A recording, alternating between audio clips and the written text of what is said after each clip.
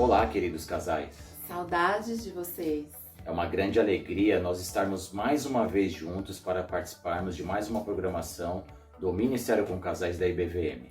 Mesmo à distância, é muito importante a gente alimentar nossa mente e o coração da Palavra de Deus. Nosso desejo é que você seja alimentado pela Palavra de Deus nessa noite e que o seu casamento seja fortalecido.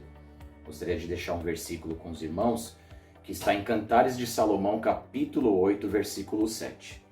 As muitas águas não podem apagar este amor, nem os rios afogá-lo. Ainda que alguém desse todos os bens de sua casa pelo amor, certamente o desprezariam. Vamos orar? Senhor, muito obrigado, porque o Senhor é o Deus da família, porque o Senhor escuta as nossas orações e obrigado por essa nova oportunidade de aprendermos da Tua Palavra. Te peço que o Senhor cuide de cada casal, o Senhor conhece a história de cada um, o Senhor sabe como está esse momento de vida, Senhor, em cada lar. Te peço que o Senhor esteja falando ao coração de cada casal nesse momento de uma forma profunda e que cada um de nós possamos colocar em prática, Senhor, o que aprendemos hoje. Amém. Em nome de Jesus, amém. Amém. Deus os abençoe. Estamos com muita saudade dos irmãos.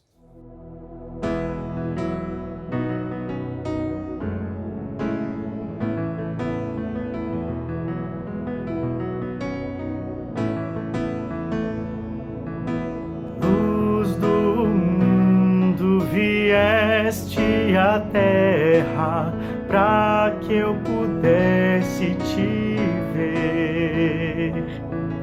Tua presença me leva a adorar-te. Quero contigo viver. Vim para adorar-te. Vim para prostrar-me, vim para dizer-te, és meu Deus, és totalmente amável, totalmente digno, és maravilhoso para mim.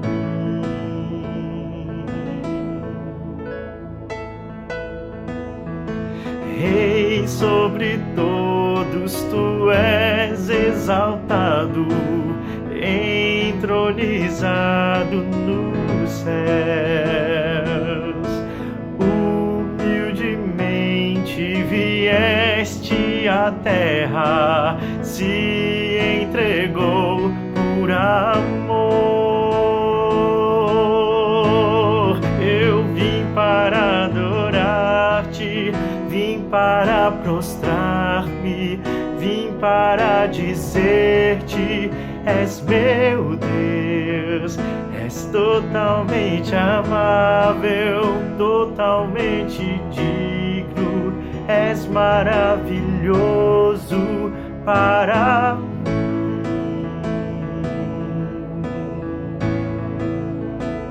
Jesus foi quem pagou o preço dos meus pecados lá na cruz. Jesus foi quem pagou o preço dos meus pecados lá na cruz.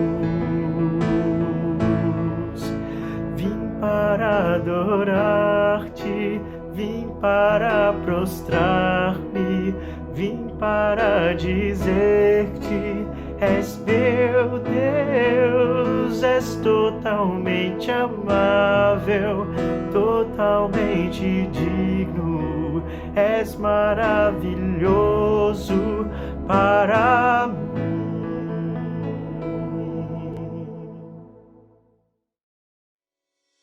Boa noite a todos, nós somos o casal Cícera e Antônio. É um prazer estarmos juntos novamente.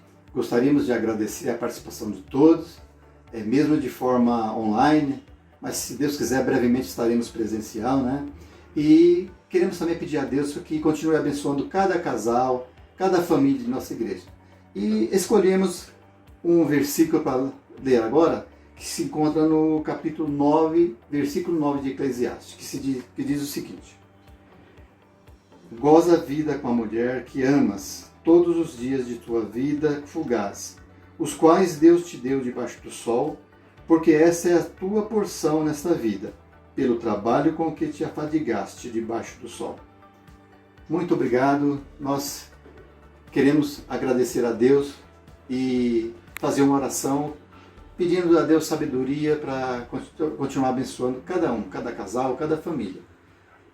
Senhor, nós te damos graça, Deus, porque Tu és um Deus amoroso, Deus gracioso, e tem nos abençoado nesta caminhada, mesmo em épocas de dificuldade, mas pedimos a Deus que continue dando sabedoria a cada casal, a cada família da Igreja Batista e a todos aqueles que estão participando conosco, para que continue buscando em Deus sabedoria na criação de famílias benditas no Senhor Jesus.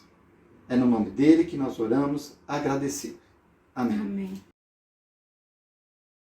Olá, graça e a paz, uma alegria estar com vocês novamente com esse programa do Ministério com Casais. Hoje nós vamos responder perguntas que foram feitas pelos jovens casais. Isso explica a presença do pastor Bruno conosco nesse programa. Nós quisemos honrar os jovens casais, o Ministério dos Jovens Casais, como Ministério com Casais da Igreja, dando a eles a oportunidade de fazerem as perguntas, e seremos moderados também pelo pastor Bruno, que vocês já sabem, quem não sabe fica sabendo a partir de então, que é o pastor que dirige, que cuida dos jovens casais da Igreja Batista de Vila Mariana. E a nossa oração é que seja um tempo muito precioso e edificante para vocês. Pastor Bruno, a palavra está com você. Muito bom. Boa noite, irmãos. Muito bom estar aqui. Muito gostoso ter esse privilégio, nesse tempo de abrir a palavra de Deus e colocar as nossas perguntas com franqueza, com toda a transparência, para deixar a Bíblia responder. Então, pastor, o pessoal não aliviou, viu? A liderança dos PGs, dos jovens casais, eles separaram perguntas boas. Bom, muito bom. E eu tenho certeza que são perguntas que vão ser úteis também, como o senhor mesmo falou, para os casais mais velhos. Tenho certeza que vai ser muito bom. Então, vamos lá. Podemos começar, então, com a primeira pergunta aqui? Vamos lá. A primeira pergunta ela é bem cheia de detalhes aqui. Vai ser uma resposta bem completa, irmãos. Vamos lá. Ó. Como o marido, sacerdote do lar, e a esposa, auxiliadora idônea, podem se incentivar no crescimento espiritual e no desenvolvimento e prática dos seus dons. Eu falo que ela é completa porque fala do marido, né, sacerdote, a esposa como auxiliadora, e como ambos se incentivam nesse desenvolvimento e prática de dons. Muito boa essa pergunta. Ela trata com questões muito práticas do relacionamento conjugal espiritual. De fato, o marido, ele é o sacerdote do lar porque ele é o líder do lar. Espera que ele ensine. Isso a gente já vem vendo na Bíblia desde Gênesis, né? Que Adão recebe a ordem, Adão nomina Eva. Então, a palavra de Deus, Deus mostra que a expectativa de Deus e a vontade de Deus é que o homem tome a liderança espiritual do casamento e do lar. Por isso nós usamos essa expressão que ele é o sacerdote do lar. Seria o pastor do lar, aquele que nutre e orienta, não é? O seu lar, orienta e nutre a sua esposa, orienta e nutre filhos, se os tem. E a mulher, ela é auxiliadora idônea, ela é a apoiadora do ministério do homem dentro da sua casa. E então também temos textos em que nós encontramos mulheres fazendo essa tarefa, desenvolvendo essa ação de auxiliação idônea para a liderança espiritual do seu marido. Creio que o texto clássico que todos nós já a algum momento da nossa vida leu esse texto é Provérbios capítulo 31, do versículo 10 a 31, não é? Que teme ao Senhor e tudo mais. Mas nós temos outras histórias. Nós temos, por exemplo, Abigail, que era uma auxiliadora idônea, inclusive de um marido insensato, perverso. Então nós temos a história também da avó e da mãe, não é? De Timóteo. São mulheres que, como auxiliadora idôneas, estavam tomando, não é?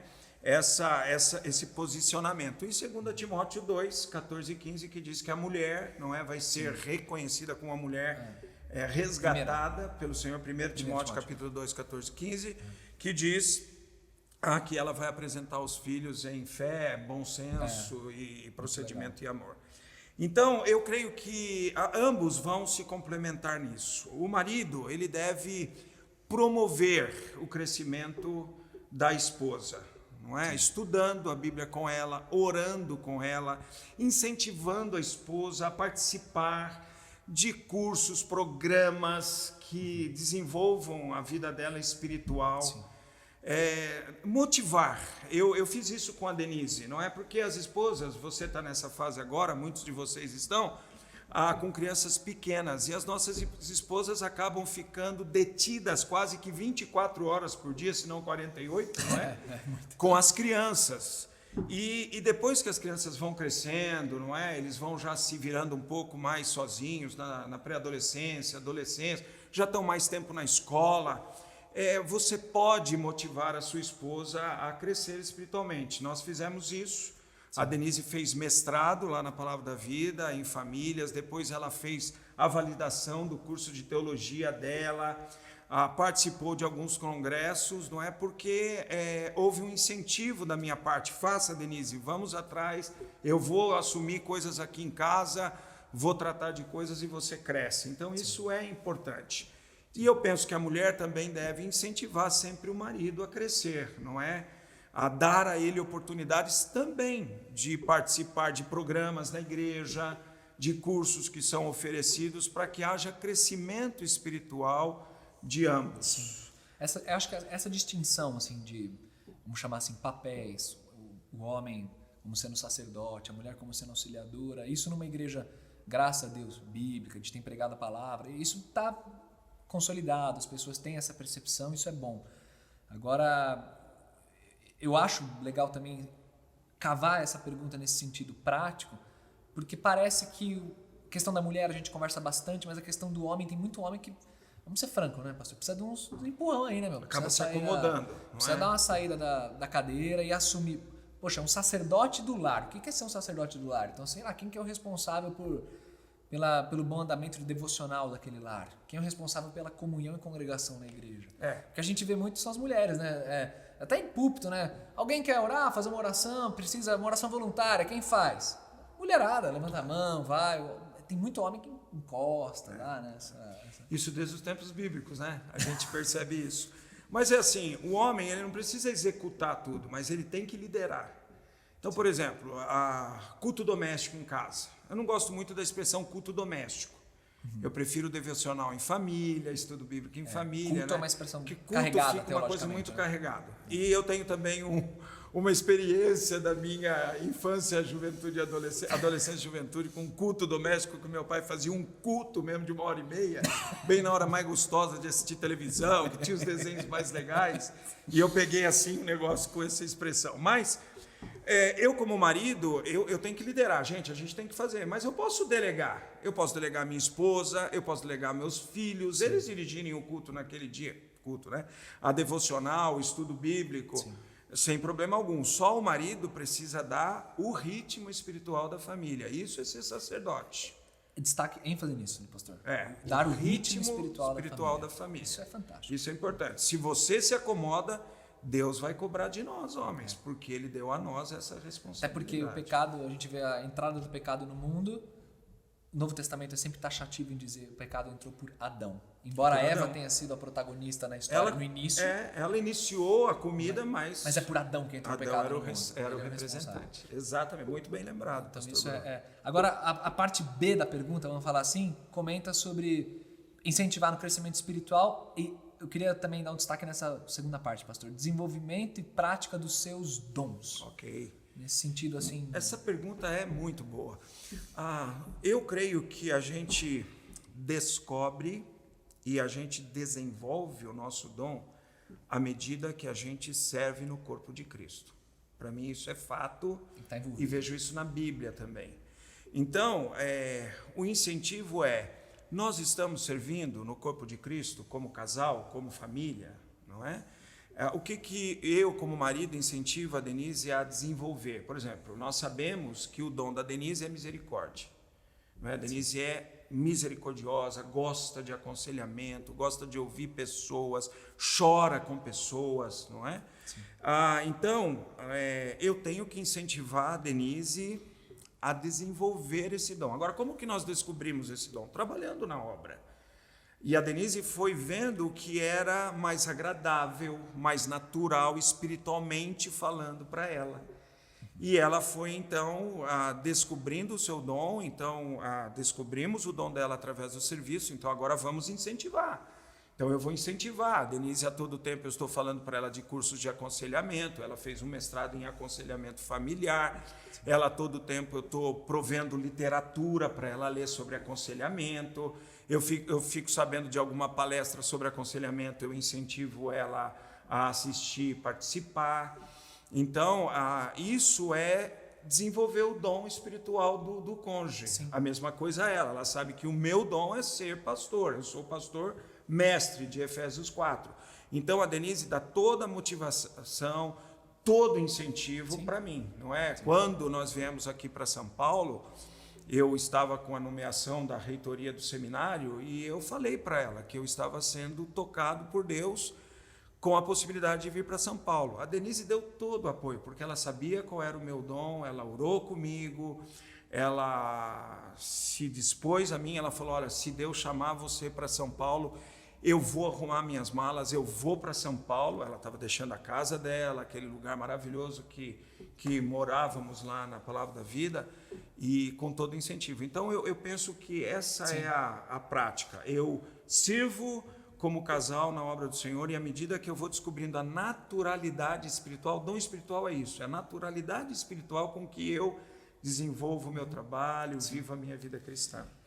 Na sua fala, o senhor comentou sobre o envolvimento com a igreja. Isso é o básico, né? Então, assim, para eu incentivar os dons do meu cônjuge, nós, como família, temos que estar envolvidos, congregando. Exatamente. E estando a par do que acontece na igreja, né? Normalmente, poucas pessoas fazem muito. Igreja é assim que normalmente acontece. E aí você está vendo o que está acontecendo na sua igreja, você está congregando, está se envolvendo na vida prática ali, a partir disso, vocês percebem as inclinações que vocês têm, as habilidades, os Exatamente. Gostos, a necessidade espiritual. É uma combinação de todos esses fatores, em piedade, em oração diante do Senhor, daí você vai e mergulha nessa vida de igreja, se envolve e deixa o Espírito Santo dirigir, né?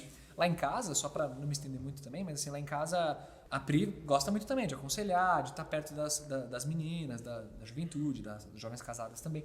Aí alguém quer conversar, por exemplo, especificamente com a Priscila. Como é que eu incentivo esse dom da Pri? Eu tenho que entrar na vida de família e quem fica com as crianças? Sou eu. Vamos lá, fica com as crianças. Ajuda. Exatamente. São coisas básicas, coisas práticas. Então, eu preciso de um tempo para preparar um sermão para alguma coisa. Preciso de um tempo para estar aqui fazendo essa gravação, esse evento. Priscila está com as crianças. Então, isso é se incentivar mutuamente de maneira prática, se envolver. Isso. É incentivo do dom, é a participação do dom junto com o cônjuge. E também a facilitação do cônjuge desenvolver o seu dom. Sim. No momento que você fica com as meninas, a Priscila tem toda a facilitação para desenvolver o dom dela. Totalmente. E se sentir muito realizada na obra do Senhor. Fora o descanso, né? Que bom. Isso é bom. Ó, essa primeira pergunta, ela não são todas que vão ser tão assim, porque ela era bem completa mesmo, bem cheia de elementos. Mas vamos para a próxima então, pastor? Vamos lá. É sabido que há diferenças de gostos e preferências no relacionamento conjugal. De fato, tem essas diferenças aí. Como enfrentá-las e como negá-las a favor do outro? Essa é uma pergunta muito boa também, né? Tem diferença de gosto entre você e Priscila? Muita. Imagina entre o pastor Darcy e a Denise, né? Mas depois de 31 anos de casado, indo para o 32º ano, a gente tem aprendido que nós precisamos aprender a ceder por amor ao outro.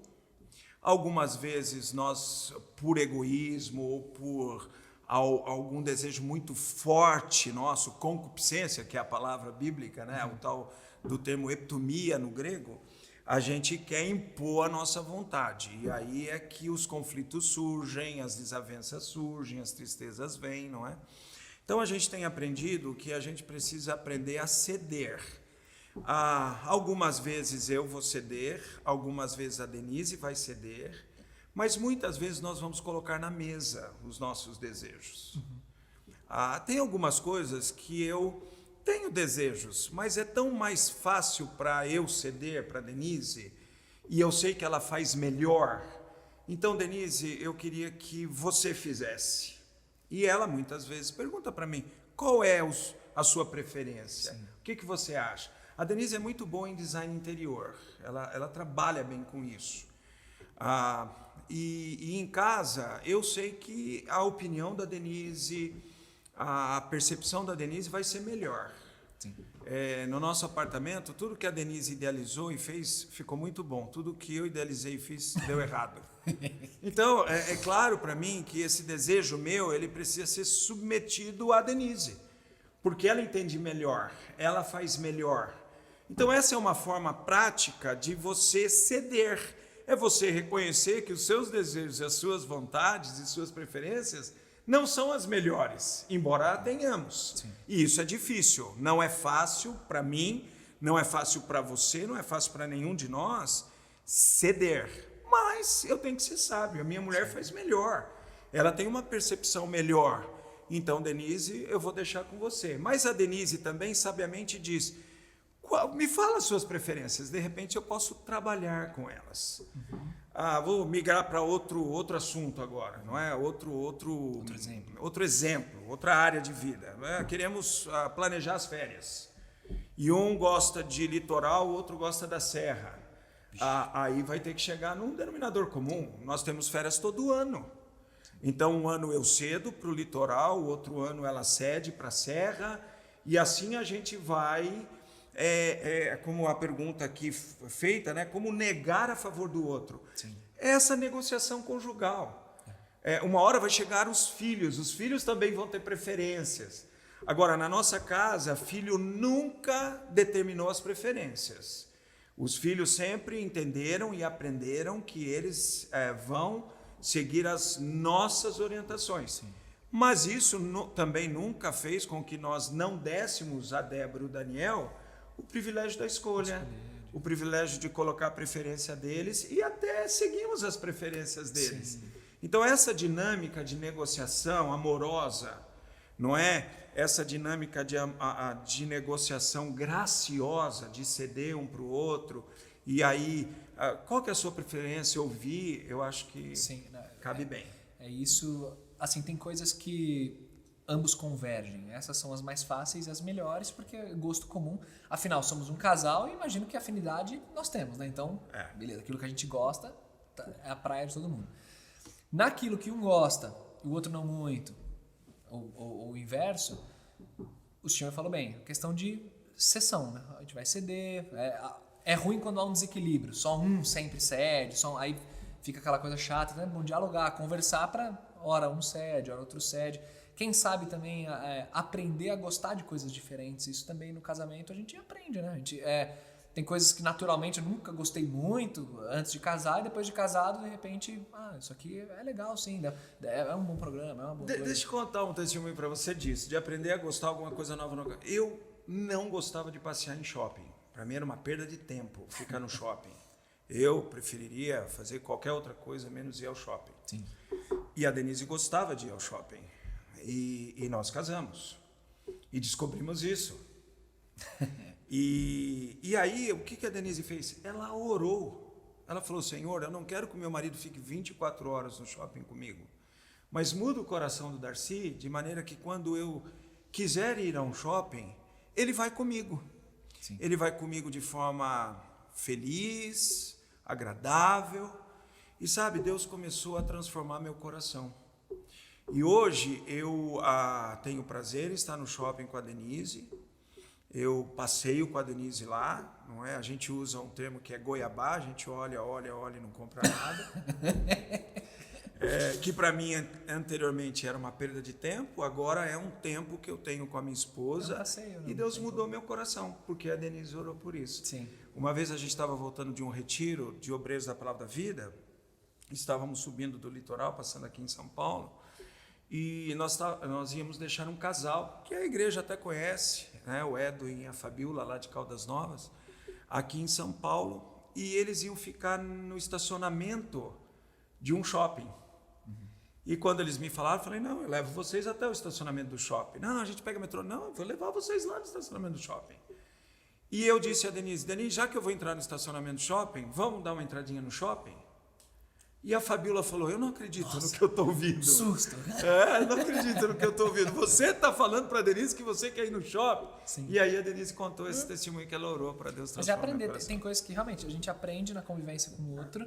E um destaque também que eu queria fazer, até para fechar essa questão, né? Mas a gente aprende que o casamento é procurar a alegria do outro, né? O casamento, a ilustração suprema do casamento em Efésios 5 é Cristo se entregando pela igreja, e a igreja, né, amando a Cristo e respeitando. Essa ilustração que Paulo traz, ela é incrível. E nesse sentido, nas coisas práticas, isso também acontece. E não existe prazer maior, e isso em diversas áreas, como o senhor falou de exemplos, inclusive a área sexual também é um aprendizado nesse sentido, de você saber que a satisfação do outro é o que te satisfaz. Não tem coisa mais deliciosa no mundo do que você saber, eu estou alegrando minha esposa. Isso. Ou a esposa saber, eu estou alegrando meu marido. Então nisso existe prazer. Então às vezes você não tem prazer em alguma coisa específica que vocês fariam juntos como casal, um passeio e tal, mas você tem prazer em saber que o seu cônjuge tem prazer. E isso dá uma alegria imensa. E a gente tem o princípio bíblico disso, que é 1 Coríntios 7, 33 e 34. Aquele que se casou, cuide de como agradar a sua esposa. E aquela que se casou, cuide de como agradar o seu marido. Essa é a ideia. E eu vou negar, eu vou sacrificar os meus desejos por amor a Denise. Ao mesmo tempo, ela vai fazer isso por mim. Sim. Vai ter um encontro aí. E aí vai administrando, né? No dia a dia vai dosando, vai batendo bola daqui e dali, vão aprendendo na convivência. O conflito só vem quando a corrupção do coração é aflorada. Boa. Próxima pergunta, pastor. Como desenvolver e manter a intimidade conjugal e física no casamento? No contexto dessa pergunta, até vendo quem fez, comentando, explicando um pouco também, né, um dos líderes lá do PG, um destaque, uma ênfase aí é que é fato, há casais que têm dificuldade de dialogar francamente, não consegue contar o que está sentindo, o que está passando, e com o tempo vai tendo esse distanciamento, e essa pergunta acho que vai para sanar esse tipo de problema mesmo, né? Como que, de maneira prática, a gente desenvolve essa intimidade, não perde isso? A própria expressão, ela diz relacionamento sexual, relacionamento íntimo. É um relacionamento. Sim. Então eu entro numa relação com o cônjuge na parte física. Então, quando eu tenho um relacionamento físico com a Denise, eu estou me relacionando com ela. Então eu preciso saber o que é que agrada a Denise. Eu preciso ouvir, eu preciso conversar. A Denise vai falar para mim. E essa abertura precisa existir. Às vezes paira assim uma ideia que não é bíblica, é humana, pagã. Não, você tem que saber o que eu quero. Você, afinal de contas, é meu marido, você tem que me conhecer. Mas como que eu vou conhecer se você não me falar? É o drama de todo homem. Eu não sou onisciente. Não é? Eu sou um ser humano, eu preciso saber o que agrada, o que não agrada. Isso agradou você, isso não agradou, não faça mais isso não me agradou. Eu preciso lembrar esse tipo de coisa. Agora, o duro é quando é uma coisa que me agrada e não agrada a Denise. Bom, aí a gente tem aquela conversa da pergunta anterior. Nós vamos ter que chegar num denominador comum aqui. Sim. Não é ofensivo a Deus, porque tem coisas ofensivas no relacionamento sexual, a Deus, dentro do casamento. Sim. Não é ofensiva a Deus, mas é ofensiva a uma das partes conjugal. Então a gente precisa conversar, lidar melhor com isso. Por que isso te ofende? Às vezes pode ser alguma concepção errada que vem junto com a pessoa, às vezes pode ser um trauma de alguma coisa que aconteceu. A graça de Deus também é para o relacionamento físico sexual. Ela precisa também ensinar a gente a viver no presente século de forma justa, piedosa e sensata, sexualmente falando. Então vamos aprender com Deus, vamos ver o que Deus fala sobre isso. Então isso é muito importante. Para mim, o 1 Coríntios 7 é o texto parâmetro disto. A Bíblia diz lá, se o teu marido dá a ele o que ele pede, se a tua mulher dá a ela o que ela pede. Está lá em 1 Coríntios 7. Inclusive o corpo não pertence, né? O corpo não pertence a você, pertence ao seu marido, pertence à sua esposa. Então isso é muito importante. E, gente, lembrar que as nossas esposas, relação sexual para ela, começa às 7 horas da manhã no dia para terminar às 11 horas da noite. É assim que se processa para a mulher, não tem jeito. Alguns de nós maltratam a mulher durante o dia, fala barbáries, despreza, não é? Não lembra que tem esposa. Aí lá para as 10h45 da noite, não dá, não vem. Não é? Você chama a mulher de paca, jararaca, cascavel durante o dia, e às 10h45 da noite eu quero que venha uma gatinha na cama. Não vem a jararaca, vem lá a cascavel, tudo que você falou. Então, temos que aprender isso. Para nós, homem, o processo é muito mais rápido. Para a mulher, não é. E isso é encantador, porque nós somos dotados por Deus e Deus nos ensina a conquistar as nossas esposas. Está lá o livro de Cantares inteiro ensinando como Salomão conquista, como ele prepara, capítulo 4 e capítulo 7 de Cantares, como eu preparo o ambiente da relação íntima sexual. E Salomão fala dos olhos, do cabelo, não é? Dos lábios, depois vai falando do pescoço, de outras partes íntimas, para culminar na relação sexual. Então eu penso que isso seria uma prática muito boa. Fato é assim que acontece, tem casais que com o passar do tempo, passar dos anos, vão perdendo os vínculos, perdendo contato, perdendo o diálogo, e isso precisa ser reconstruído. E se for o seu caso, se você percebe isso, reconstrua com urgência. E não tem caminho, não tem atalho para reconstrução. É sentar, dialogar, colocar na mesa o que está acontecendo, o que está acontecendo com a gente, como que a gente se distanciou tanto, isso aqui. Converse, tenha um diálogo franco, escolha um momento sábio. Eu gostei porque na própria pergunta vem o verbo manter. A ideia de manter é a ideia de manutenção. E isso é com qualquer área da vida também, né? Assim, você pensa numa, limpeza de um cômodo específico da casa. Você limpa, deixou o banheiro brilhando, aquela coisa linda. Parece que, nossa, vai ficar eternamente assim. Você precisa de manutenção. Dá 1 dia, 2 dias, parou a limpeza, o banheiro volta a seu caos. A cozinha volta a seu caos. Então, manutenção constante. Esses 2 verbos são muito importantes. Desenvolve-se conversando esse relacionamento e se acertando.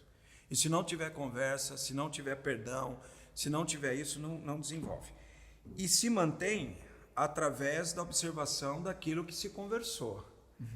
E volto a dizer, se não ofende a Deus, vamos manter isso aqui. Agora, tem alguns impeditivos para o desenvolvimento e manutenção da relação sexual. Muito cuidado com pornografia, muito cuidado. Principalmente nos nossos dias em que acessar pornografia por celular, por computador, ficou muito simples e fácil, porque a pornografia ela não mostra as suas garras até que ela dominou você, e depois ela mostra as garras e ela enfia a garra na alma mesmo, sangra a alma, sangra coração, sangra relacionamento conjugal, sangra tudo. Gente, nós não precisamos de pornografia para o nosso relacionamento conjugal. Não precisamos. Eu já aconselhei casais que foram orientados por pastores para assistir um filme pornográfico, para aquecer, para manter a relação sexual. Isso é antibíblico, isso é diabólico. Esse é o pior dos problemas, porque a pornografia ela tem um fator educativo. E ela muda a sua cabeça, ela te educa de um jeito totalmente errado sexualmente. Exatamente. Você passa a ter expectativas assim com a esposa. É um caos. E ela é mentirosa.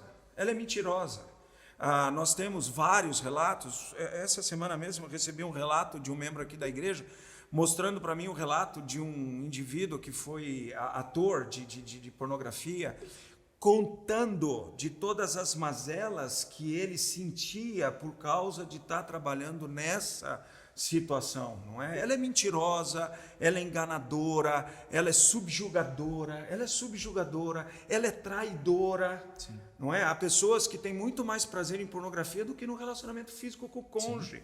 Então fujam disso. A Bíblia diz, fugir da impureza, está lá em 1 Coríntios, capítulo 6, fugir da impureza. Fuja da porneia. A palavra impureza lá é porneia, que dá a palavra pornografia. Isso é perigoso.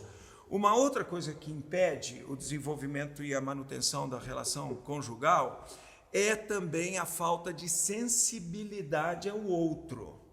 É aquilo que eu falei, eu preciso cuidar bem do meu relacionamento conjugal, matrimonial, que não é o físico, para que então o relacionamento sexual se desenvolva bem.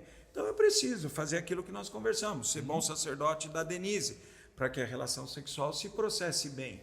Preciso mostrar amor para a Denise nas minhas ações. Você falou, fico com as crianças para a Priscila desenvolver o dom dela.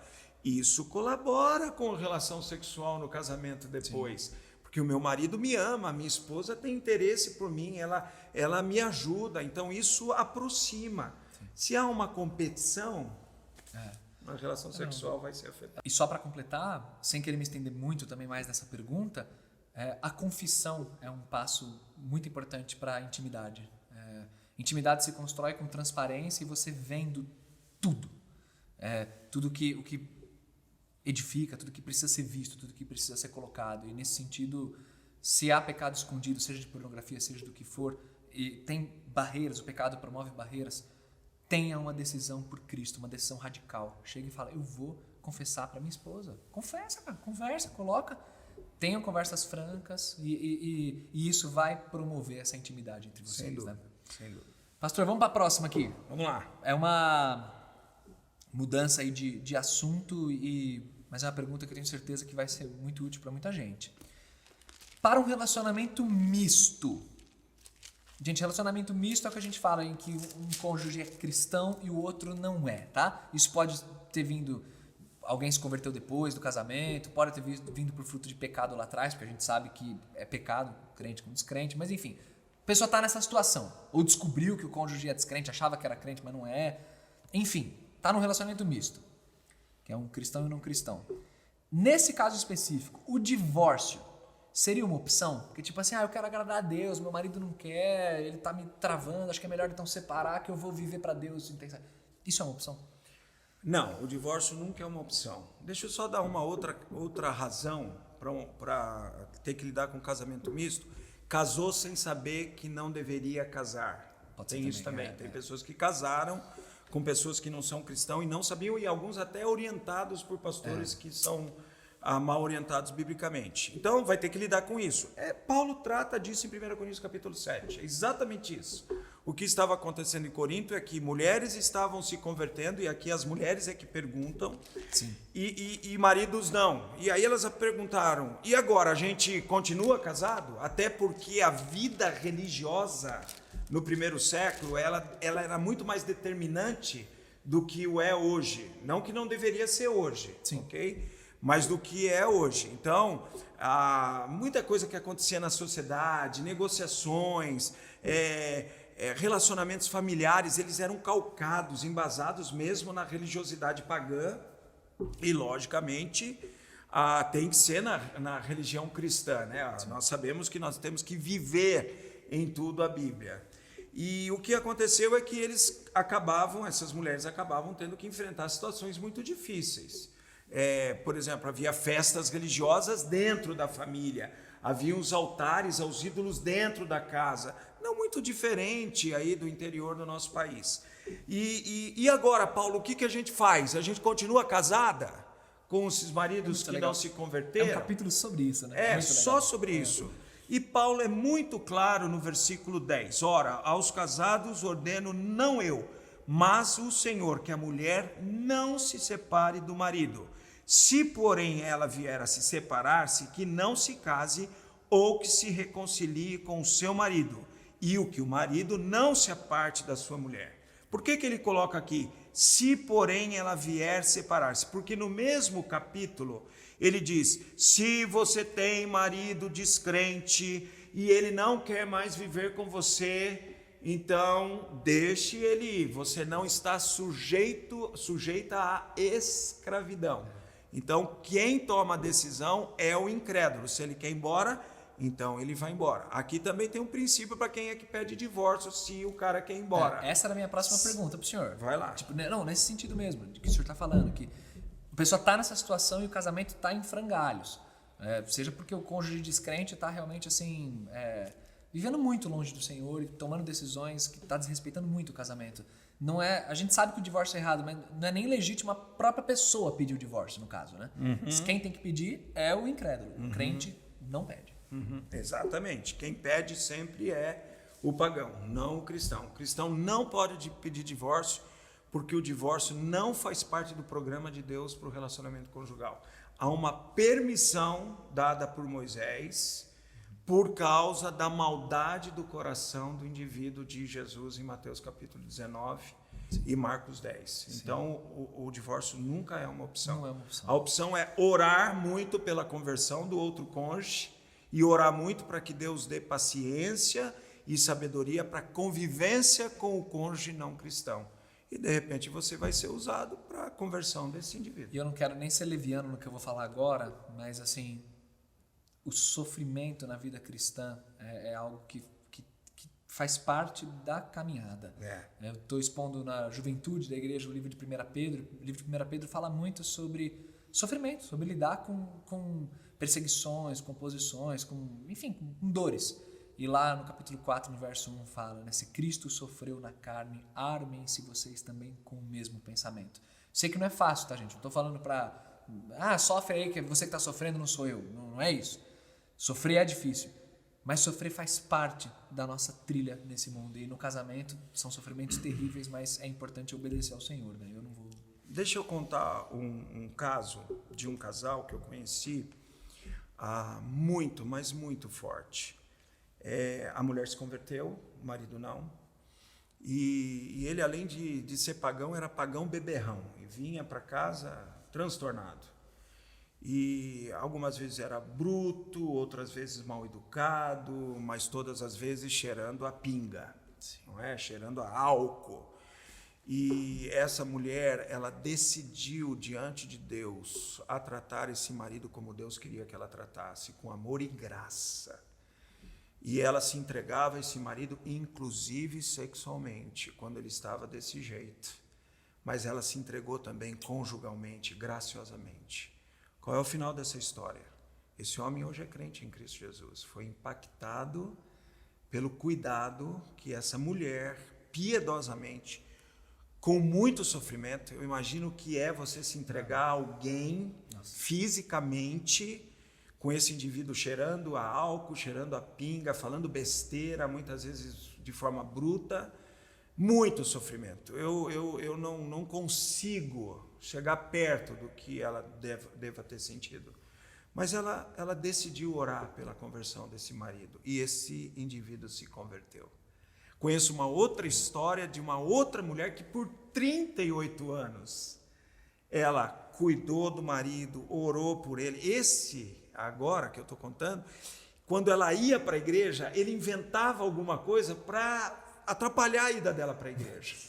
Ela amorosamente atendia o marido. Quando ele via que já tinha passado grande parte do culto lá, então ele falava, agora pode ir para a sua igreja. Ela ia. Chegava lá, às vezes, no final do culto, orava, compartilhava com as irmãs.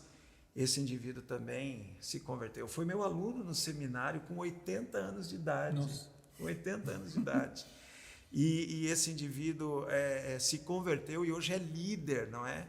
Na igreja onde eles frequentam. É isso que 1 Pedro 3 fala, né? Da mulher ganhar, né, o marido por meio da sua conduta, do seu Agora, do seu Bruno, testemunho, né? Pastor Bruno, 38 anos de oração.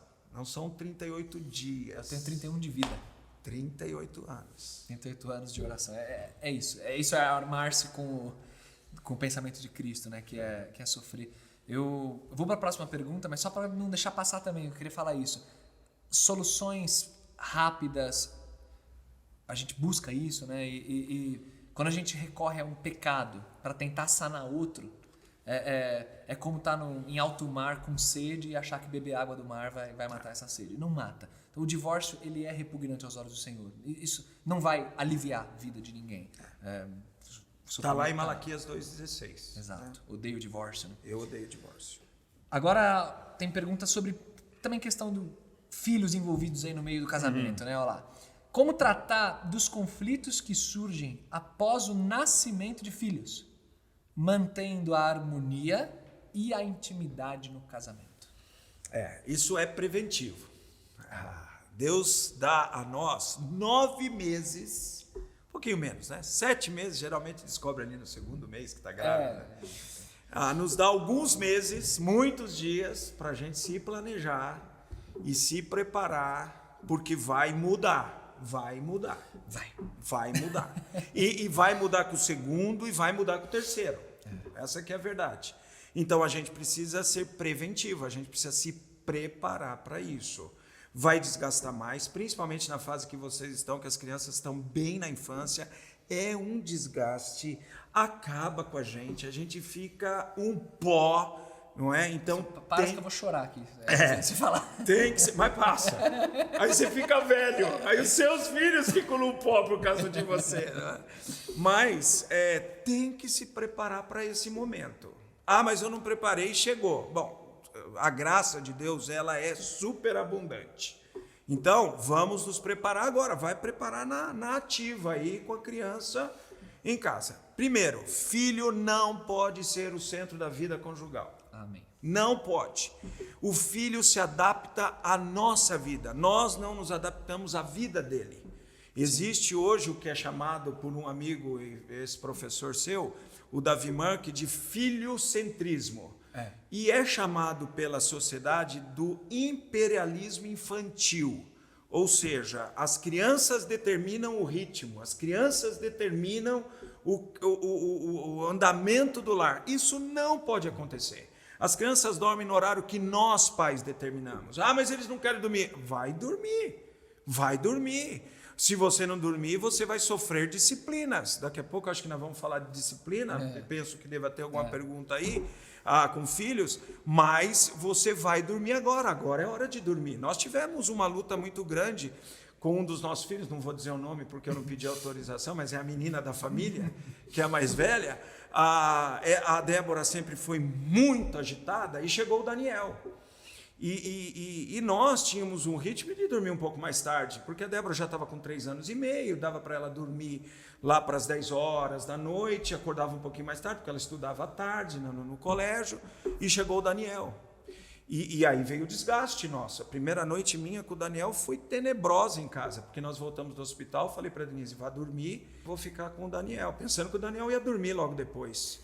O Daniel ficou a madrugada inteira acordado, chorando. E eu não dormia aquela madrugada inteira. Então, isso desgasta a gente.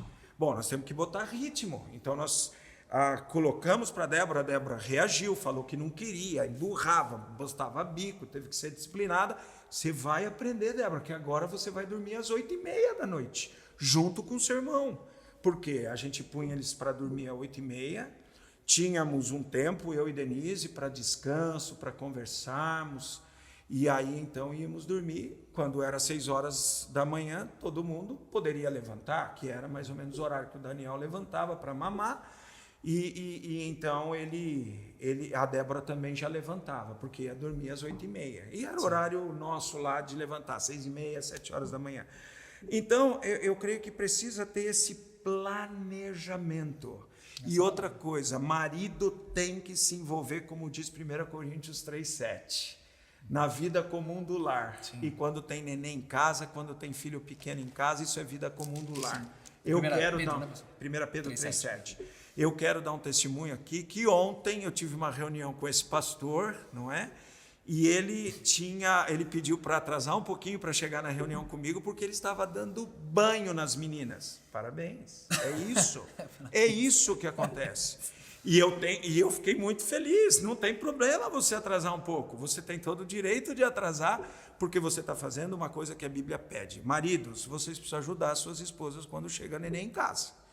Você precisa ficar com o nenê naqueles períodos de intervalos de mamada, se você não está envolvido no trabalho, porque o marido volta a trabalhar mais rápido. Se a mulher trabalha, ela vai depois de 6 meses agora, 6 meses os bondosos, né? Os bondosos, de 4 a 6, mas você vai, naqueles momentos de intervalos de mamada, ficar com o nenê, botar o nenê para dormir, dar banho no nenê, para que a sua esposa descanse, para que a sua esposa relaxe. Por que o conflito existe? Porque desgasta todo mundo. Desgasta você, desgasta a esposa, e o nenê fica desgastado porque ele percebe. Ele percebe todo o mundo no limite agitado. do cansaço ali. Então, não é legal. Então, eu creio que esse planejamento é muito bom e a criança se submete ao nosso ritmo. Falou tudo. Esse princípio é o norte. O norte a ser seguido. O filho não dita o ritmo da casa. Exatamente. Quem dita é o sacerdote do lar. Exatamente. Né? Exatamente. Os pais ditam, a criança se adapta e aí vão lidando. Entendendo que cada fase tem os seus desafios, não tem a pressa para sair de uma fase. Até falar em fase, né? enfim, cada momento de vida a gente tem as suas questões a serem superadas, e isso também é um ponto. E Bruno, não tenham medo de ter limites para os seus filhos. Sim. Não tenha medo de fazer com que eles entendam que eles entram nos nossos limites e ritmos. Eu me lembro uma história que eu já estava aqui na Vila Mariana, não ainda como pastor titular, mas eu ficava aqui na casa onde o Elias mora agora, no final de semana que eu vinha para cá. E era dia dos pais. E eu estava no banho, lá do outro lado do box, e o Daniel entrou no banheiro para escovar os dentes para vir para a igreja. E eu ia pregar a diferença que um pai faz. E eu falei, vou perguntar para o Daniel. Daniel, você gosta de ser meu filho? E eu esperava, e eu perguntei esperando a seguinte resposta. Gosto porque você anda de bicicleta comigo, porque você pesca comigo, porque eu brincava com o Daniel. Sim. E ele disse, eu gosto. E eu disse, por que você gosta de ser meu filho? E ele soltou algo que eu nunca me esqueci. E nunca vou me esquecer. Isso já aconteceu há 13 anos atrás. Ele disse assim, pai, eu gosto de ser seu filho porque você me ensina o certo e errado. E aí soltou a seguinte palavra, você me disciplina. Eu dei uma gargalhada achando que ele estava querendo era me ganhar. Né? Mas era sinceridade. Ele falou, por que você está rindo? E eu percebi que era a sinceridade do Daniel. Por que ele soltou isso? Porque isso era segurança para ele. Então não tenham medo. As crianças precisam de limite. Limite tem prazo para começar, no sentido assim, eu tenho que esperar uma idade X, assim, então sei lá, meu filho é bebezinho, tem 5 meses, 6 meses, acabou de nascer. Eu já vou começar a trabalhar com ele nessa ideia de limites, de disciplina, de ensino, ou tem que esperar? Porque hoje em dia tá muito essa coisa, né? Não, deixa ele... ele ainda é muito pequeno, ele ainda é muito assim... Hoje em dia, pastor, tá assim até com cachorro, cara, com animal. Eu sei de casal que dorme com o cachorro na cama e o cachorro atrapalha a relação sexual do casal. Cachorro. Imagina criança, né? Então hoje a coisa... Mata esse cachorro! A coisa tá muito assim, nesse sentido... Tem idade para começar só depois dos 2 anos? Não, né? Meses de vida a criança já pode ter limites. Eu já coloquei limites desde o primeiro dia. Lembra que eu falei que eu não dormia a madrugada inteira da primeira noite do Daniel? Eu falei, esse serzinho, eu chorava com o Daniel no meu colo, assim. O Daniel era grandão, né? Sempre foi grandão. Sim. Mas eu chorava de madrugada, falava, meu pai, esse moleque não dorme, esse serzinho vai fazer eu, esse mão aqui, chorar. Sim. E então eu falei com a Denise, não é? No dia seguinte, eu deixei a Denise dormir, porque ela estava muito desgastada, tinha dado à luz 2 dias atrás. E eu falei, Denise, esse cara não dormiu a noite inteira, nós vamos botar limite a partir de hoje nele. E nós colocamos limite no Daniel a partir do 2º dia em casa. Ele tinha os horários da mamada, de 3 em 3 horas, nós brincávamos com ele um pouquinho depois da mamada, ali uma meia hora, punha no berço. Sim. Inicialmente ele chorou um pouco mais no berço, mas a gente sabia que era choro de rancor, de ira, de manha, não era choro nem porque estava molhado, nem porque estava com cólica. A gente sabe ler o choro da criança. Você limpa todo tipo de possibilidade. Não é fome, não é nada sofrimento. Disso. É manha. Pastor, eu tenho certeza que tem gente que talvez tá ouvindo isso e tá tipo assim, meu Deus, é um absurdo o que eles estão falando. Um bebê ter rotina de mamada, o bebê tem que mamar quando ele quer, não ter rotina. Mas isso quem ensina é a ciência, isso quem ensina é o próprio organismo do indivíduo. A mamada de 3 em 3 horas ela é a orientação do nosso pediatra lá em Atibaia, graças a Deus pelo doutor Antônio, era o nome dele, Sim. que era um homem muito sábio. Sim. E ele disse para Denise, você não se preocupe em dar mamar para o Daniel à noite foi feita para dormir, Denise, você bota esse moleque dormir e deixa ele dormir. Uhum. Não tem que acordar para dar mamar para ele. Então a Denise dava a última mamada para o Daniel às 11 horas da noite, né? A gente já começava por eles dormirem às 8h30, mas 11 horas a Denise dava uma mamada. O Daniel era muito grande, ela dava um complemento, o médico falou, pode dar um complementozinho para ele, porque ele é muito grande, ele vai precisar um pouquinho mais, e deixa dormir. Uhum. E o Daniel dormia das 11h30 da noite até às 6 horas da manhã, facinho, e era muito bom para todos nós. Então, eu acho que um absurdo é quando o nenê determina o ritmo. Tem que ter uma orientação médica específica. Esse assunto está muito em alta. Nem é o propósito aqui, né, entrar nas questões de mamadas, mas é para reforçar aquele princípio mesmo, de que não é a criança que dita o ritmo. As vontades dela. Hoje em dia está muito isso de que o bebê dita tudo. Até em ministério de igreja, pastor, assim, essa coisa de... tudo orbita em torno do filho. Tem coisas que a gente faz, às vezes, para o reino de Cristo, uma pessoa que eu vou ajudar, uma situação que é normal, você tem que flexibilizar até a sua própria família. Você tem 2 filhos, 3 filhos, 4 filhos. Todo mundo entra na dança e você vai... o reino é prioridade, mas na hora da prática, às vezes, o que acontece é o filho é a prioridade. Isso é perigo. E os conflitos vêm por causa disso, por causa do desgaste e às vezes por falta de acordo entre o casal, os pais. Então tem que sentar e acordar. Tem que sentar e concordar nos parâmetros que nós vamos colocar para os filhos. Sim. E aí ficam os parâmetros colocados, ficam acordados, isso dá segurança para os filhos, muita segurança. Nós temos 2 filhos já na idade de juventude e entrando para a idade adulta. E eles foram criados assim, nunca tivemos problema. Nenhum deles quis cortar o pulso porque foi criado com limite. Não, exatamente, isso é uma bênção. Só mais uma sobre filhos, pastor. É uma pergunta boa, viu? É algo que a gente tem visto muito também. É pecado não querer ter filhos? Uma pessoa não quer ter filho, assim, como é que a gente lida com isso, né? Eu creio que pode ser pecado.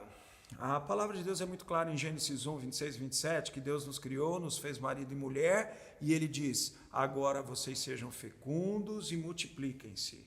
2 imperativos verbais na língua portuguesa e na língua hebraica também. E Deus dizendo, eu quero que vocês sejam muitos. Essa é a ideia da palavra multiplicar. Sim. Eu quero que vocês cresçam, vocês 2 sejam 3, 4, 5 é a palavra fecundos. Então, a vontade de Deus é que nós tenhamos filhos. Se eu não quero ter filho porque eu tenho problemas no meu casamento, então vamos lá, vamos atacar esses problemas do casamento, vamos resolver esses problemas do casamento e vamos nos preparar para honrar a Deus com os nossos filhos. Rapidinho, pastor, esse é um ponto legal, porque assim, eu já vi até pessoas dizendo isso, assim, gente, eu só não quero ter filhos, que problema, por que eu falo que eu não quero ter filhos? Todo mundo acha que eu tenho problema. Eu só não quero ter filhos. Todo mundo acha que é um problema por causa do que o senhor está dizendo. Nós fomos feitos para procriar. Fora a questão teológica, né? A Gênesis 1 é a questão biológica mesmo. Nosso corpo é nesse sentido. A gente é a preservação da espécie, vamos falar assim, né? Então é algo natural. Então é uma questão antinatural você não querer a perpetuação da descendência. E aí por isso que suscita perguntas, né? Por que eu não quero? Aí o senhor falou, pode ser pecado. Eu brinco com o senhor que o senhor é muito bonzinho, o senhor é um paizão, pastorzão. Eu diria, pastor, que pode ser pecado, concordo totalmente, mas normalmente é. Normalmente é um problema de uma relação ruim que a pessoa tem com os próprios pais. Normalmente é uma percepção errada, como o senhor falou, dentro do contexto daquele casamento, o que filhos podem gerar. Então eu estou exageradamente focado numa carreira, por exemplo, e aí o filho vai atrapalhar o meu projeto de vida, pode ter egoísmo envolvido. Então normalmente tem exatamente por ser antinatural. Né? Essas razões demonstram que é pecado. Sim. Essas razões demonstram que é pecado. Agora, pode ser que a pessoa por um tempo fale, eu não quero ter filhos nesse tempo aqui. E ele mensura o tempo. A nossa filha está fazendo isso, ela está fazendo faculdade. Sim. Eu não vejo a hora de ser avô. A Denise não vê a hora de ser avó. Graças a Deus pelas crianças que nós temos aqui na igreja, que a gente acaba se tornando avô postiço de cada um deles, né? Mas eu falo às vezes para a Débora. Um dia a Débora falou assim, esqueci de tomar a pílula. Eu, yes! Mas não resolveu nada. Por que você não quer ter filhos agora? Porque precisa acabar a faculdade. Porque fazer faculdade com filho vai ser mais difícil. Não é impossível, mas vai ser mais difícil. Então tem um parâmetro. Sim. Assim que ela terminar a faculdade, ela diz, eu quero ser mãe, eu quero ter filhos. Então aqui, nesse tempo, não é pecado. Claro. Tá? É um planejamento. Um planejamento familiar. Agora, se eu não quero ter filhos por razões já colocadas aqui, então aí é pecado e é contra a vontade de Deus, porque Deus fala pra gente ser fecundo. Talvez considere então nem casar, né? Então, nem casar, não deveria ter casado. Não quero casar. Exatamente. Mas casou, é natural. Agora, vamos ser sensíveis naturalmente, né? Existem questões de exceção, são questões de impossibilidades naturais de ter filho. Isso é uma outra conversa, para ninguém se sentir também, de repente eu não tenho filhos, então eu sou fora da Bíblia. Não, gente, calma, é uma questão de exceção. É uma questão Isso é de por esterilidade, determinação de Deus. determinação divina, e ainda assim existem alternativas Filhos que do são os voto. filhos do voto, os É, filhos da do adoção. coração, né, da adoção. Então tem que olhar com Agora, atenção. há uma questão também que as pessoas às vezes falam assim, nós não queremos ter filho porque nós não estamos preparados para ter filho agora. Então vamos nos preparar. Isso. A Bíblia tem todos os princípios que dão segurança, que dão base, que dão alicerce para a gente ter filho. E fora o perigo do conceito do que é estar preparado. Isso é perigoso também, porque o que é estar Exatamente. preparado? É morar numa mansão? É ganhar 50 salários? O que é estar preparado? Né? Tem também essa... E lembrar que filho é galardão, né? Isso Não é não- a não flecha, é Salmo dívida. 127, é a É. flecha na... É a flecha na aljava. Na aljava, é bom demais. Então tenham filhos, pessoal, tenham filhos. Que ninguém venha me cobrar de terceiro, tal, que sempre tem essa. Pastor, estamos caminhando aqui para o final. Tem uma última Deixa eu dar um pergunta. testemunho. Você falou, eu lembrei, até saiu no plantão de oração aí, da história do Deepak e da Ana Paula, Sim, que obedeceram a É. Deus, já tinham 3 filhas, tinham 3 embriões congelados, porque eles tinham lá as dificuldades de fertilização natural, fizeram artificial, não é pecado, desde que gere todos eles. E o Deepak, em obediência, Ana Paula, em obediência, decidiram. E ela pôs os 3 embriões no ventre dela e só vingou a Adrianinha, que veio para ser uma grande bênção bênção na família. para a vida da família. Então, essa é uma história perto de nós, não é? De gente nossa, que hoje não está aqui porque mudaram de país, mas de gente nossa que obedeceu a Bíblia. Bom demais. Pastor, a última pergunta aqui então. Ela é mais específica, mais válida também, bem válida. Quais os riscos do consumo de álcool para uma família? E por que dessa pergunta? Né? Mesmo que seja assim, um consumo social, equilibrado, a gente sabe, por cremos na palavra de Deus, que não existe um problema inerente no álcool. A Bíblia fala sobre moderação, nos ensina sobre isso, então não há nenhum tipo de fardo além do que Deus pede para nós. Mas em nome, às vezes, de um consumo, não, eu sou muito equilibrado, só socialmente, eu sou tranquilo, tal. A gente vê mesmo em famílias da igreja que o álcool causa destruição. Então, nesse sentido, queria ouvir o senhor, que comentário o senhor tem para fazer. Esse é um assunto delicado, porque muitos de nós vêm, e eu mesmo vim, de um segmento mais fechado com relação à bebida alcoólica e acabamos aprendendo que nunca podemos beber, ok? E eu fui criado numa igreja assim, fui criado num ambiente Eu assim. também, mesmo sendo até mais novo também. E aprendendo que era pecado, inclusive, beber. Isso não é verdade bíblica. Isso é um posicionamento eclesiástico que protege, eu entendo, mas eu gosto muito de preservar o texto bíblico. E o texto bíblico fala que há uma possibilidade de tomar um vinho, não é? Jesus tomou vinho, não adianta querer achar que Jesus tomou suco de uva, não era. Era vinho, vinho que se servia em banquetes, em casamentos, os imperadores tomavam, era vinho. Sim. Não tinha a indução alcoólica que se tem hoje, não é? Mas ele tinha fermentação que dava toda essa possibilidade do álcool natural do vinho. Então, Paulo diz para Timóteo tinha esse posicionamento de não tomar nada alcoólico, não tomar o vinho para não escandalizar. E Paulo diz, olha, por causa do seu problema de estômago, toma um pouquinho de vinho, não toma só água. Por que Paulo fala isso para Timóteo? Porque Timóteo tomou uma posição de ser um exemplo, um modelo, não vou tomar vinho. Para que ninguém use a minha história para acabar tendo problema. Então, há uma possibilidade de tomar um vinho, há uma possibilidade, sim, de tomar alguma coisa alcoólica, mas é perigoso. É perigoso. Eu vou contar a minha história e vou dar uma premissa bíblica aqui. Embora a Bíblia diga pode beber, ela ensina que é melhor não beber. Embora a Bíblia diga pode beber, ela nos incentiva a pensar é melhor não beber.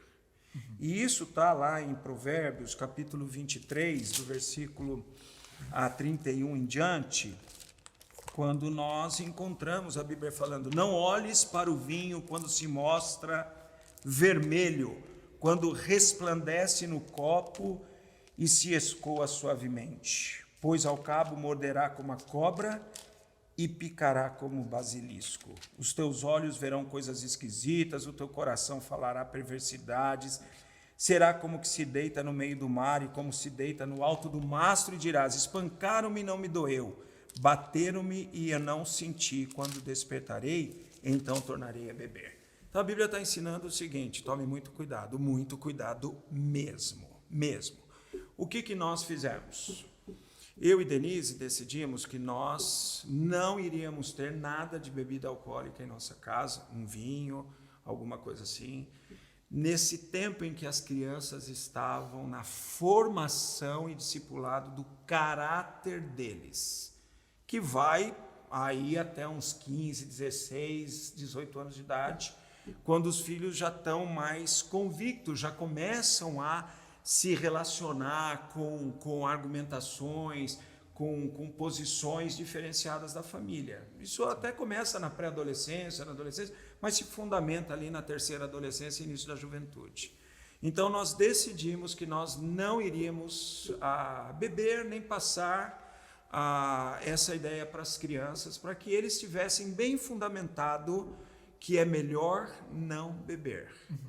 E produziu os resultados pretendidos. Também oramos muito pelos nossos filhos, orientamos muito e surtiu os efeitos pretendidos. Tanto a Débora quanto o Daniel, eles não têm o costume de beber, ainda que possam tomar um pouquinho de vinho, não é? Sem se sentirem mais pecadores por isso. Sim. Mas não tem essa tendência, não tem essa predileção. Essa gana, né? Essa gana. Acho que tem rapidinho, pastor, te cortando aqui, mas uma frase, para não esquecer, uma frase que resume bem isso que o senhor está falando, uma máxima, assim, né? Que é, do ponto de vista bíblico, né? Que a palavra de Deus ensina: embriaguez nunca, moderação sempre, abstinência melhor. Isso, ótimo. É uma outra forma de revelar o que é a posição bíblica, não é? E há pessoas que não podem mesmo se envolver com isso. Nós temos irmãos aqui na igreja que se converteram e vieram de uma dependência ao álcool, não é? Até de uma ex-realidade alcoólatra. Sim. E eles dizem: eu não quero passar perto disso. Sim. São homens que servem aqui na igreja, estão na liderança da igreja. Eu dou graças a Deus pela vida deles. São pessoas fantásticas, espetaculares na obra de Cristo, e eles dizem: eu não quero passar perto da bebida, porque eu sei da minha fraqueza. Então, gente, a gente não deve brincar com aquilo que possa ser um motivo de escândalo, um motivo de tristeza, para Deus em primeiro lugar, depois para cônjuge, filhos e família. Então, eu creio que essa é a orientação bíblica. Fora você ter também a percepção espiritual equilibrada do que tem um potencial de te fazer se distanciar do Senhor, né? Então, eu gosto muito do texto de Hebreus capítulo 12, verso 1, quando fala para nós, né, que estamos rodeados de tão grande número de testemunhas, tão grande nuvem de testemunhas, então vamos correr a carreira que nos é proposta, né? Colocando a vida cristã como uma prova de corrida mesmo assim, né? Você está correndo para conquistar um prêmio, e lá em Hebreus 12:1 diz assim, que nessa corrida a gente tem que se livrar de todo peso e todo pecado. Tem essas duas categorias. Então, coisas que são explicitamente pecaminosas, isso é óbvio que todos nós temos que nos livrar, mas tem aquelas coisas que são peso. Elas atrapalham a sua performance. Elas não são pecados em si, pecados intrínsecos, vamos falar assim, mas elas atrapalham na sua caminhada com o Senhor. E às vezes o álcool pode ser exatamente isso. Ele não é um pecado em si, como a gente ensinou aqui biblicamente, mas ele pode vir a ser um grande peso e um potencial problema na vida da sua família, né? Ele é uma fonte de desafogo. É muito comum, tem casais que brigam e tomam aquele álcool socialmente, vinhozinho, cervejinha, tá? Hoje está muito na moda também, né? Mestre cervejeiro, fazer a sua própria cerveja, tal, aquele negócio todo, gourmetização toda.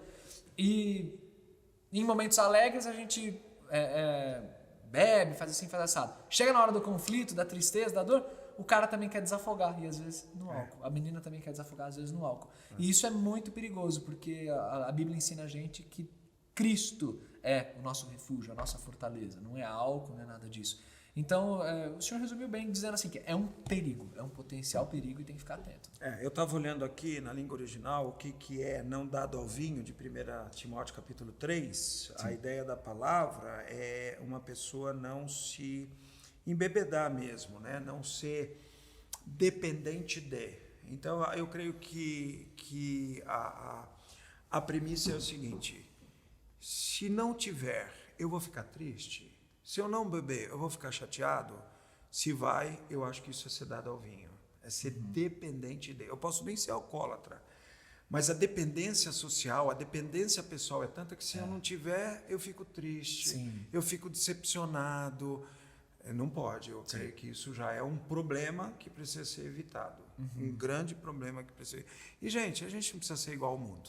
Não. E outra coisa, se o mundo me vê não bebendo, não usando o álcool, isso é um diferencial, então não vou usar na presença deles. Não vou usar na presença deles.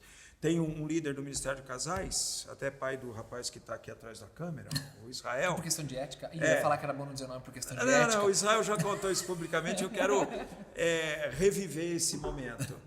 E o Israel, quando se converteu, ele decidiu não beber. Mas ele gostava do gosto da cerveja, do levedo. Então ele tomava a cerveja sem álcool.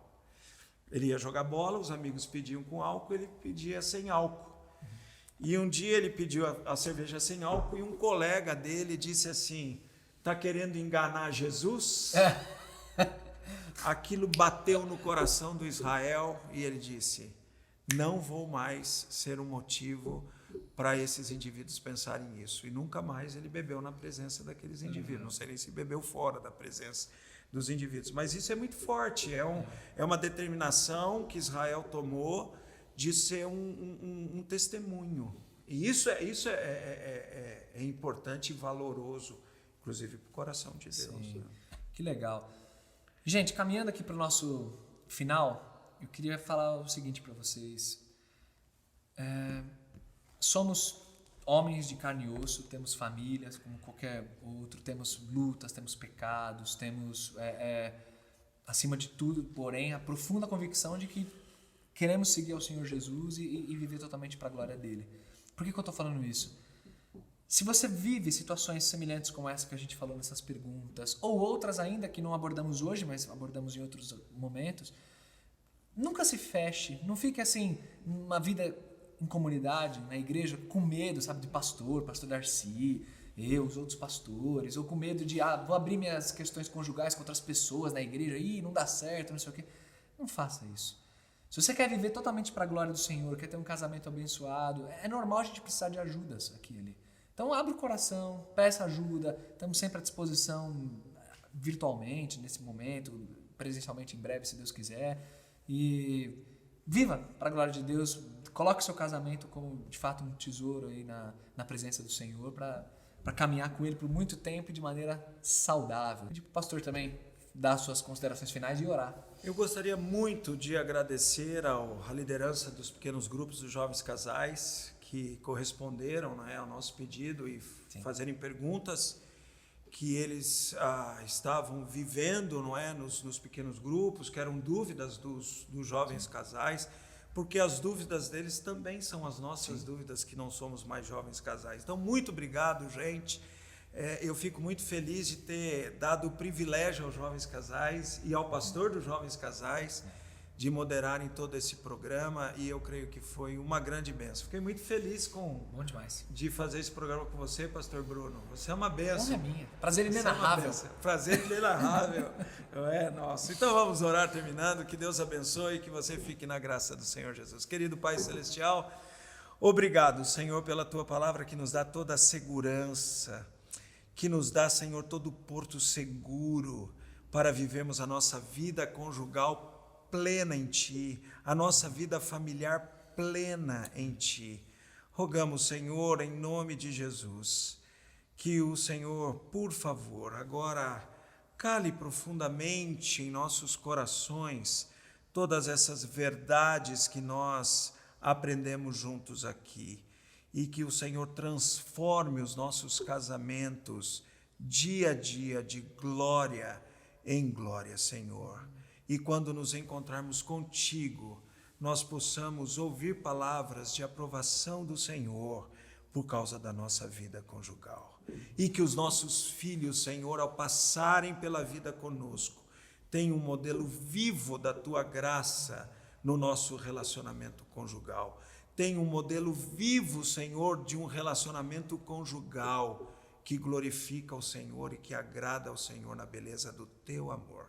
Obrigado pela vida do pastor Bruno, continue abençoando ele e Priscila na condução do Ministério da Juventude e dos Jovens Casais. Continue abençoando o crescimento das meninas, que elas continuem crescendo em estatura, graça e sabedoria, Senhor. Obrigado também pelo Mateus, que está atrás aqui da câmera, nos dando todo o suporte. Abençoe a vida dele, juntamente com ele, a sua família.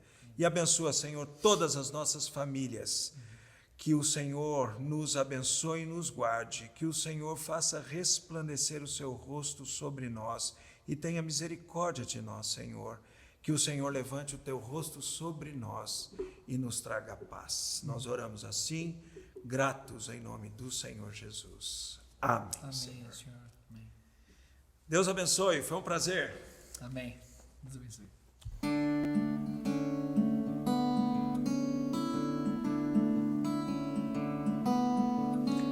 Quando estou com o povo de Deus, eu sinto a maior alegria. Quando estou com o povo de Deus, eu sinto a real harmonia. Que prazer ver o povo de Deus cantando, tendo assim um lugar todo santo. Quando estou com o povo de Deus, eu sinto a maior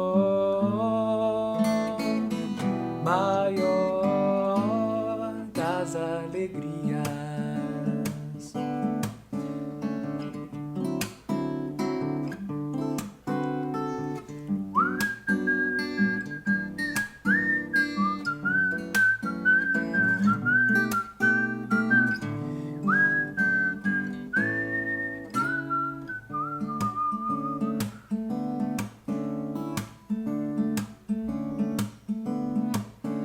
Quando estou com o povo de Deus, eu sinto a maior alegria. Quando estou com o povo de Deus, eu sinto a real harmonia. Que prazer ver o povo de Deus cantando, tendo assim um lugar todo santo. Quando estou com o povo de Deus, eu sinto a maior